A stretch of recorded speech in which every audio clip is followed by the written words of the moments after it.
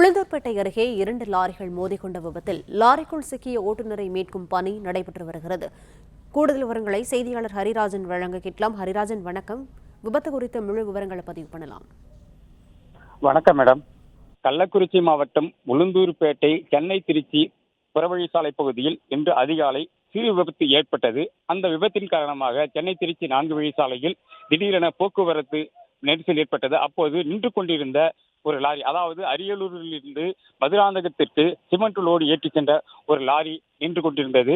அப்பொழுது பின்னால் வந்த ஒரு ஈச்சர் பார்சல் வேன் அந்த நின்று கொண்டிருந்த சிமெண்ட் லோடு ஏற்றி சென்ற டாரஸ் லாரி மீது அதிபயங்கரமாக மோதியதில் லாரியின் முன்பக்கம் அப்பளம் போல் நொறுங்கியது. அதேபோல் ஈச்சர் லாரி ஓட்டுநர் அந்த வாகனத்துக்குள்ளே இடர்பாடுகளுக்குள் சிக்கிக் கொண்டார். அப்பொழுது அந்த வழியே வந்த லாரி மற்றும் பேருந்து உள்ளிட்ட பல வாகனங்கள் நின்று கொண்ட அந்த இடர்பாடுகளுக்கு சிக்கிக் கொண்ட ஓட்டுநரை மீட்கும் பணியில் ஈடுபட்டு வருகின்றனர். தற்போது வரை சுமார் 1 மணி நேரத்திற்கு மேலாக இந்த பணி நடைபெற்று வருகிறது. தற்போது அந்த வழியே வந்த மற்றொரு டாரஸ் லாரியில் இருந்து கயிறு கட்டி தற்போது அந்த ஓட்டுநரை மீட்கும் பணி நடைபெற்று வருகிறது. இதன் காரணமாக சென்னை திருச்சி 4 வழிச்சாலையில் சுமார் 1 மணி நேரத்திற்கு மேலாக போக்குவரத்து கடுமையாக பாதிக்கப்பட்டிருக்கிறது. இதனால் சுமார் 3 கிலோமீட்டர் தூரம் வாகனங்கள் அணிவகுத்து நிற்கிறது.